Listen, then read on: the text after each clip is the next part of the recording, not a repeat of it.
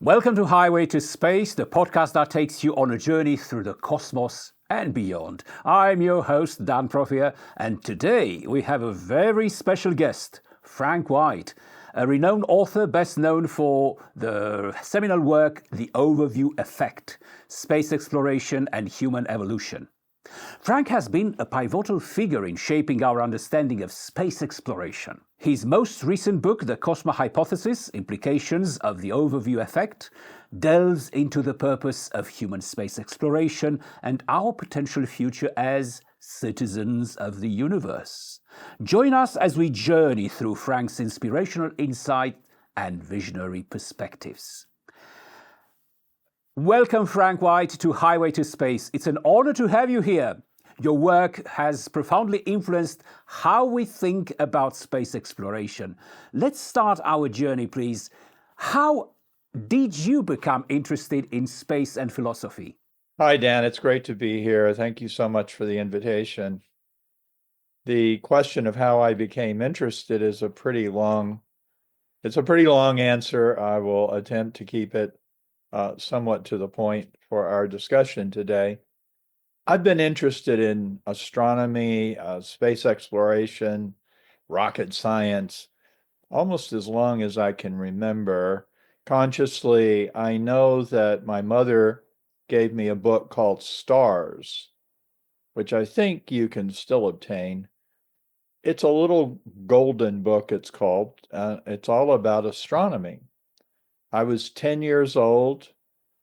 I don't think I'd really given a lot of thought to astronomy before that, and it just got me going. However, I'm always more interested in the social, political, and philosophical aspects of technology. So I couldn't really turn that into being an astronomer or an astronaut or a rocket scientist.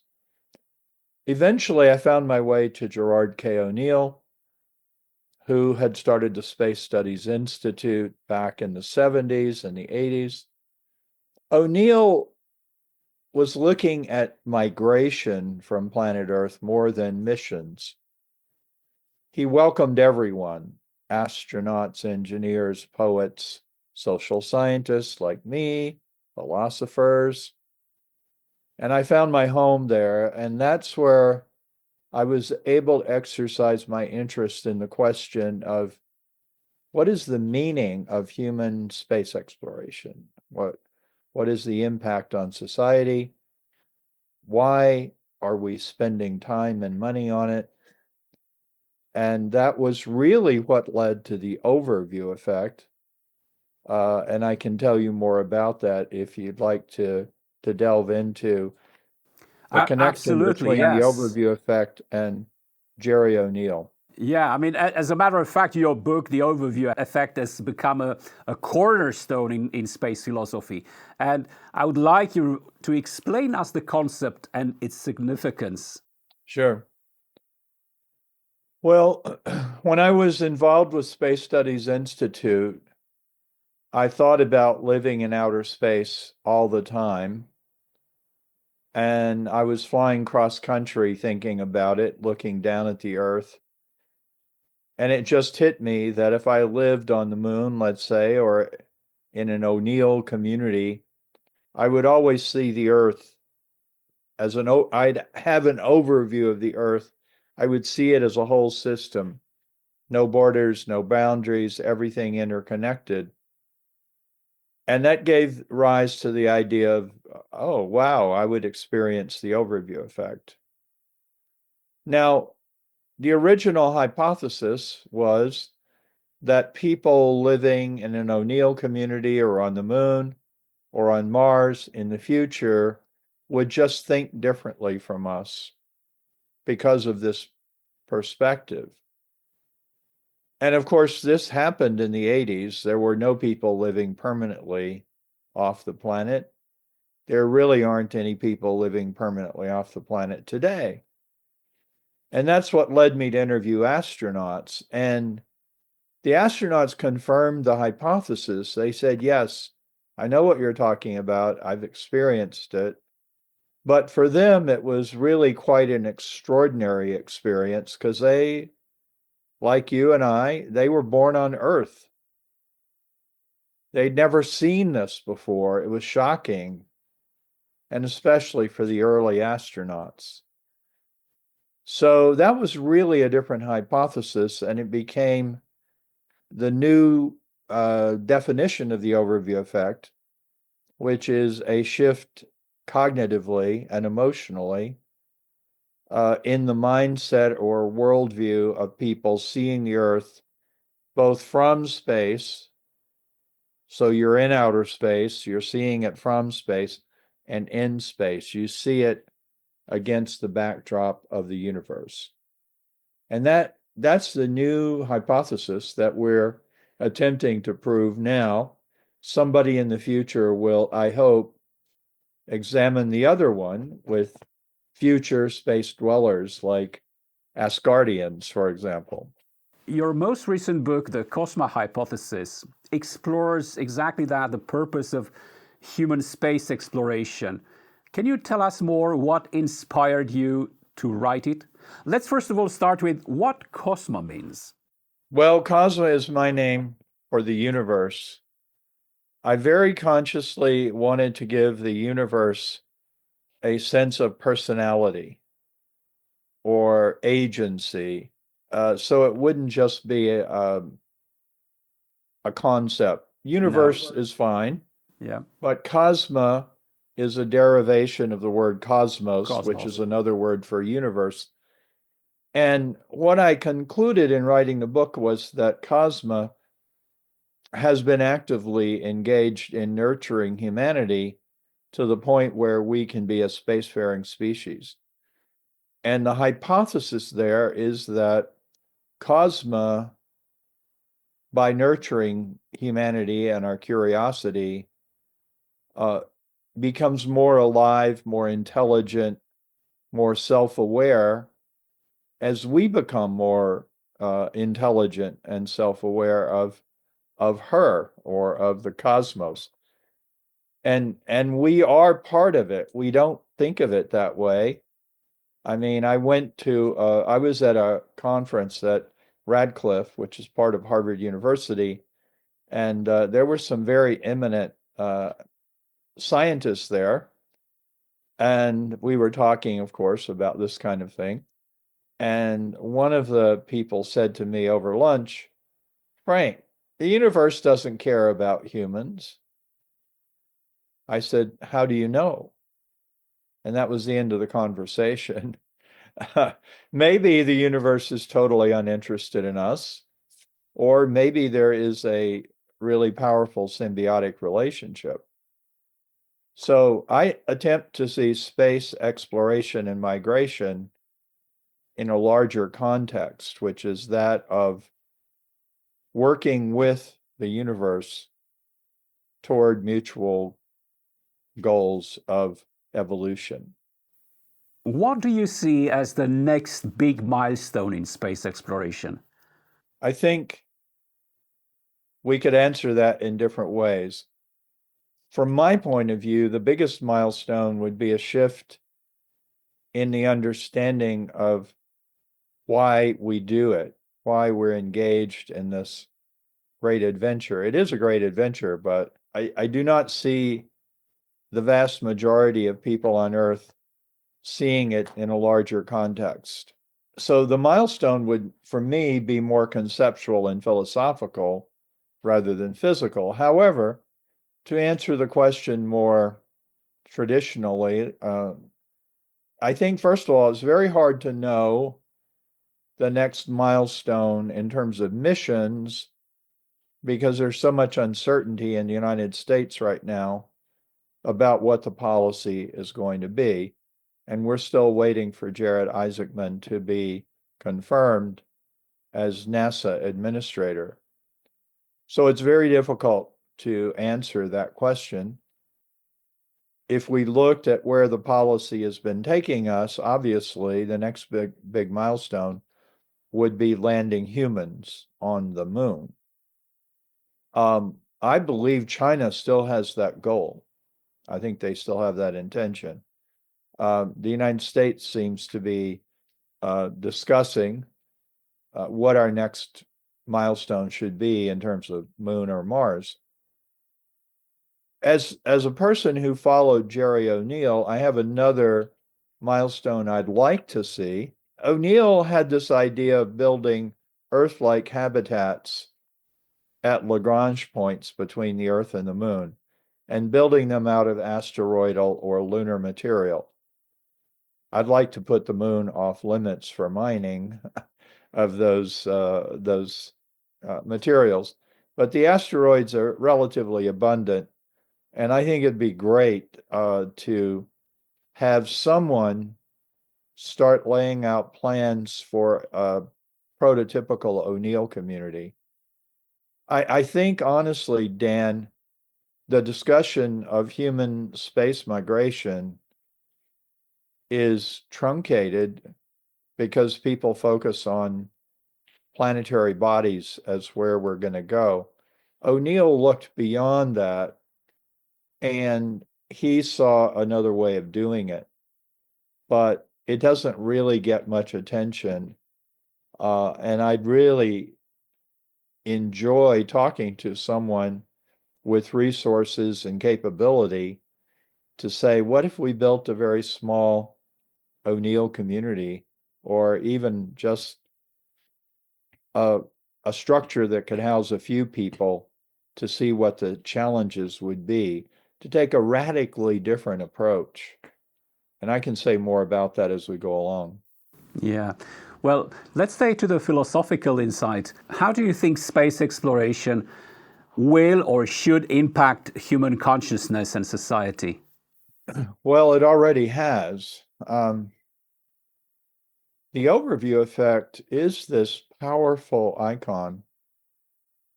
And those people who've experienced it directly, they do come back with a different awareness. There are three components of seeing the Earth in this way.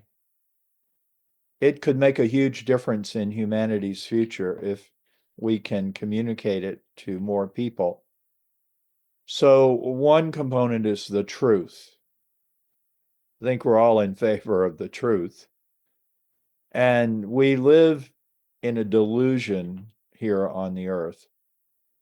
We live as if we're on a stable platform with the stars and planets revolving above us. Our experience is still geocentric, you know? And it's because our experience is geocentric that we don't really see the truth, which is that of a heliocentric solar system. And that's why people didn't accept the heliocentric view for thousands of years, because they couldn't experience it. Now we've sent human beings out there. They've looked back and they've said, wait a minute, this is what's really going on. This is the truth. We're on a spaceship and we're in this vast, infinite cosmos, and we're sailing through the universe at a high rate of speed. We are the crew of Spaceship Earth. Very different view of humanity. Secondly, there is the whole idea of love. Love is evoked in astronauts when they see the Earth this way, like love of your mother. Many astronauts cry when they first see the Earth. We say, well, you know, astronauts don't cry, but they do. And they're not always sure why, but, you know, it's the beauty of the planet, which is apparently striking. It's the understanding there are no borders or boundaries. It's seeing this very thin atmosphere that keeps us alive. And a realization we're all in this together as a species. And in fact, all of life is all in it together. There is no life that we know of for a long way. And then finally, identity. You know, Dan, I identify as an American, and I suppose maybe you identify as Romanian. I don't know. But you can't have an identity of yourself without an understanding of the other. So your other might be a town, a family, a sports team. What happens to astronauts when they go around the Earth many times on a mission? They cease to identify with their hometown. They start to identify with their nation and look for where's America, where's Romania. And then eventually they just give it up and they start to identify with the Earth. Or some astronauts have an even more profound reaction and they start identifying with Cosma, the whole universe. So this has already happened, and we have the astronauts coming back with this sacred knowledge that we're living a lie, and we need to change how we're living, because I think that misperception is at the root of most of our problems on Earth. People say, why do you go into outer space when we have problems on Earth? Well, apparently, we can't solve our problems on Earth without a new perception. That's what space exploration gives us. So, first thing we need to do as a society really is bring the overview effect down to Earth. And there's a whole movement to do that. So that's the impact it's going to have. It'll be philosophical, but it will also be political and economic, and it will be profound as this new paradigm emerges and becomes mainstream. That's so true. And I have experienced that in my podcast since I have started that. I have met a lot of interesting people, astronauts and space scientists, but not only, also space artists, space lawyers, space everything. So it's everything related to space is actually part of our being here on Earth. And I would say the view of Earth from space fosters a greater understanding of the planet's environment challenges. You know, astronauts often become more passionate advocates for environmental protection and sustainability after their experiences. And that's why I was so glad you accepted my invitation to come to talk on the show about your book, about the overview effect, because I wanted to hear it firsthand from the person who actually put it out there.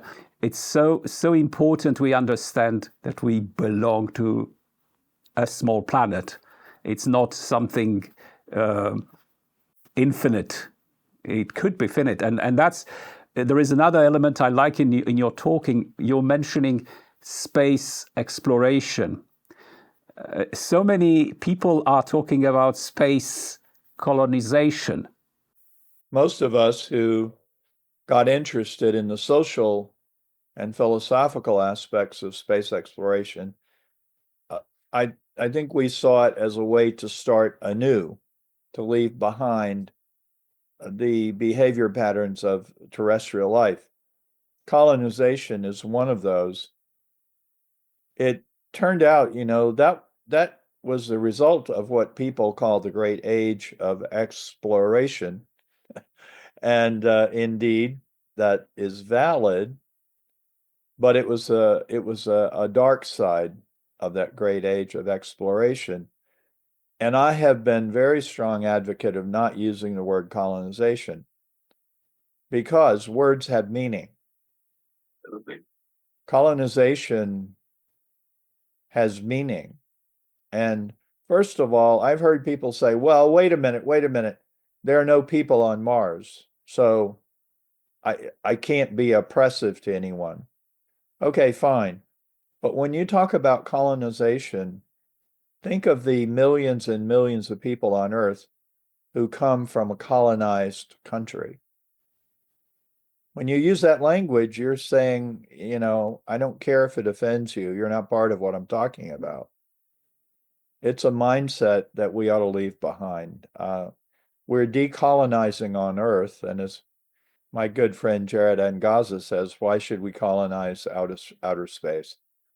So we need to get beyond that. I talk about space communities because I think that's a it's not an offensive term. I hope that's what we're going to be creating. If we're not, as you say, I mean, if we're not going to start anew and do something different and more positive, then let's just let's stay here. Let's stay here. I'm in stop doing. favor of going. I'm not in favor of staying here. I think there's a downside to that. Let's do it with a different philosophy, a different perspective. Exactly. I mean, I think it's inevitable to, humans will go up there. That's inevitable. First steps are already made. First settlements on the moon are on their way. Then Mars and who knows where. But I think we are still here in a phase of education. We need to educate, the younger one. So how would you address the young generation globally? First of all, I would hope as many of them as possible could meet an astronaut. I think there's a reality to it when a person who's been out there comes and talks to young people. We don't have a lot of heroes today like we used to, but astronauts seem to have retained that air of being special. And they should be. I mean, every astronaut risks their life to leave this planet and look back and to bring us the overview effect message. The next thing I would say is that there are people who are attempting to meet young people where they are. For example, I have a colleague, Mike Simmons, who travels all over the world with an organization called Astronomers for Equity or Astronomy for Equity. Just show a young person a telescope, let them look at Saturn, let them look at the Milky Way through a telescope. And as Mike says, that's space exploration, you know? Absolutely. You are exploring, you're not leaving the planet, but you are exploring outer space. And I was enthralled with telescopes when I was young. It does give you a new perspective, and it's not the overview effect, but it's a realization you're on a spaceship and you're sort of looking out the window into the cosmos. I think the third thing I would say is that we do have a lot of different media available to share the experience with people. I spend a lot of time on YouTube, to be honest. You can learn a lot on YouTube about what's going on in outer space. So, there are opportunities to share this adventure with young people. And I think it's important to give them an idea that even though their country may not have a space program, it's a global initiative. If they want to, they can become part of it. And we're fortunate in the United States. We do have NASA. We've had a spacefaring tradition for a very long time. But the whole enterprise is now a worldwide enterprise. And I think the most important thing to say to young people is if this excites you, don't let anybody stand in your way of being part of it. You had an amazing experience in your life. You had the opportunity to speak with major space agencies. You had an opportunity to interview in person for your book so many astronauts. Can you share a memorable experience or story from those interactions? Well, I mean, first of all, I've interviewed almost 50 astronauts personally. Actually, for my book, at that point, for the fourth edition, I'd interviewed almost 50. I think we're up to 60 or more now. I never get tired of interviewing astronauts. I always learn something new. But the incident that comes to mind, and I've shared this before, when I had the idea that there was something called the overview effect, I was thinking like a social scientist at the time. I knew I had a hypothesis and I needed data. So as soon as I could, I called NASA Public Affairs and I said, I need to interview all the astronauts right away. And obviously that was unrealistic. And the person I talked to kind of laughed and said, well, they're kind of busy. But if you come to Houston, you can interview 2 active astronauts. I'll arrange it for you. I was a little disappointed at that. And then he said, why don't you interview retired astronauts? I'd never thought of that for some reason. I guess I thought NASA controlled retired astronauts, but he said, we don't control them. They do what they want. And that was a breakthrough that really made the whole book possible in its first edition. And I started networking and talking to people and telling them I need to interview astronauts, but I'm really focusing on retired astronauts. And the second part of the story is that I was at work one day and somebody said, Frank, Joe Allen is on the phone for you. And Joe Allen was a retired astronaut. And I was totally unprepared, totally. And I just thought, oh my gosh, I don't know. He probably thinks I'm an idiot. But we had a terrific conversation. He was very open to sharing it.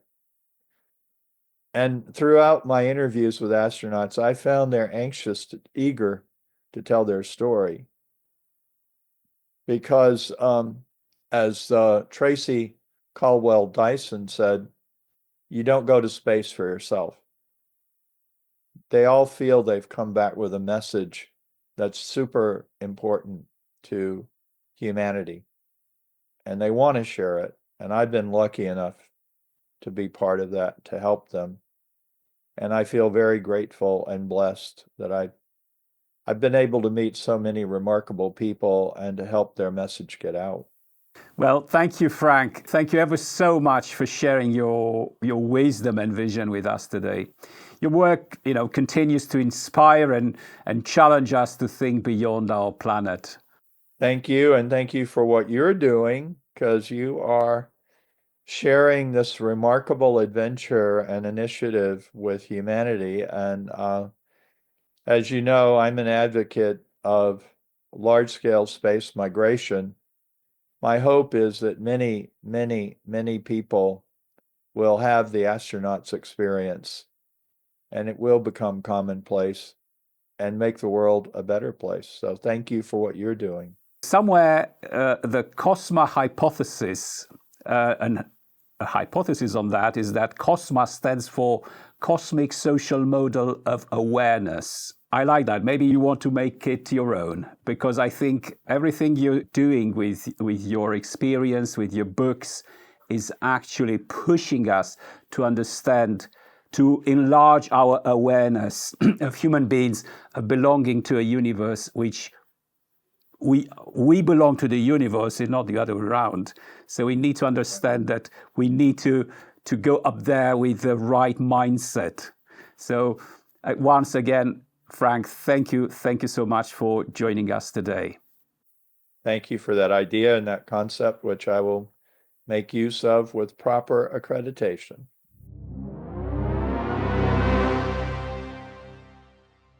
That's all for today's episode of Highway to Space. Thank you for tuning in. If you enjoyed today's show, please subscribe, review it, and share it wherever you get your podcast. Until then, stay curious about the cosmos and keep looking up. See you next time.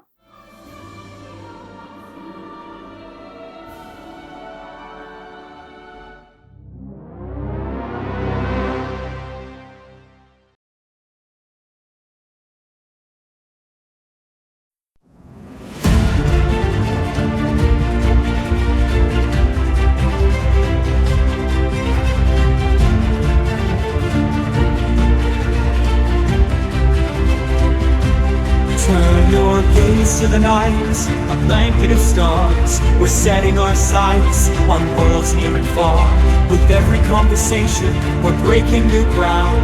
In the heart of exploration, our dreams are profound. From Mars to the cosmos, we'll make our stand, unraveling mysteries with a hopeful hand. We're joined by the dreamers, the pioneers of fate. Together we'll chart what awaits us in space. On the highway to space, we'll soar ever high. With our hearts full of wonder, let's reach for the sky. In this journey together, we're lighting the way. The future of exploring is ours here today. With astronauts guiding and artists in tow, scientists dreaming where the wild comets flow.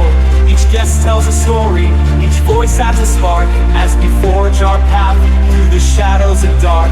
The search for new life and the tales yet untold. In the theater of space, our adventures unfold, inspiring the youth with stars in their eyes. The next generation will claim their own skies. On the highway to space, we'll